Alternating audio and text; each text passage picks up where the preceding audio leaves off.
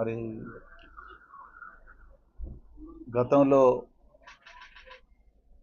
తెలంగాణను గొప్పగా అంటే బీడు భూములుగా బంజరుగా మారిన తెలంగాణను మరి 2001 నుండి 2014 వరకు వీరోచిత పోరాటం చేసి కేసీఆర్ గారు ప్రాణ త్యాగానికి కూడా సిద్ధమై తెలంగాణను సాధించారు. వచ్చిన తెలంగాణ రాబందుల పాలు కాకూడదని చెప్పేసి అన్ని రంగాల్లో కూడా తెలంగాణను దేశంలోనే నెంబర్ 1 స్థానంలో నిలబెట్టారు. అందులో భాగంగా మరి ఈ దేశ చరిత్రలో ఈ 75 అంటే నిన్ననే మనం 80వ స్వాతంత్ర దినోత్సవం జరుపుకున్నాం. 80 సంవత్సరాల చరిత్రలో ఎప్పుడు కూడా ఈ దళితుల గురించి ఏ ముఖ్యమంత్రి చేయని ఒక విప్లవాత్మకమైన కార్యక్రమాన్ని కేసీఆర్ గారు తీసుకొచ్చారు. అదే దళిత బంధు.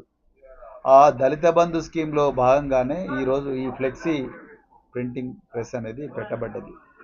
మరి దీనివల్ల దాదాపుగా 4,000 కోట్ల రూపాయలు తెలంగాణ రాష్ట్రం మొత్తం కూడా కేసీఆర్ గారు దళిత బంధు స్కీమ్ కింద చాలా మంది అర్హులైన ఎస్సీ యువకులకు ఇవ్వడం జరిగింది. అది సక్సెస్ఫుల్ అయినందువల్ల బీసీ బంధు పెట్టారు, అదేవిధంగా మైనారిటీ బంధు పెట్టారు, గిరిజన బంధు కూడా పెట్టారు.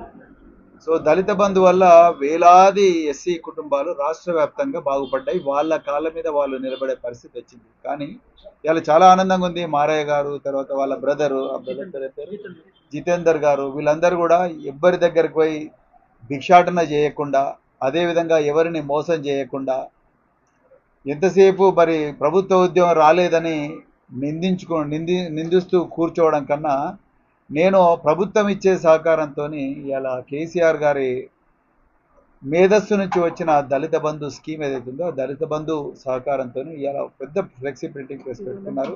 20 మందికి ఉపాధి ఇస్తున్నాడు.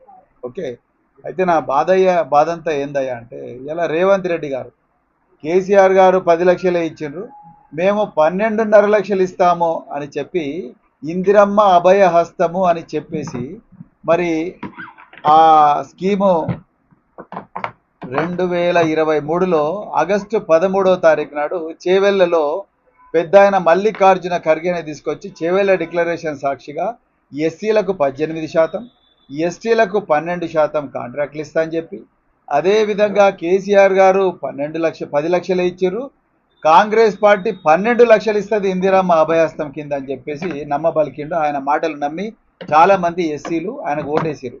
కానీ వాస్తవం ఏందయ్యా అంటే ఇవాళ రేవంత్ రెడ్డి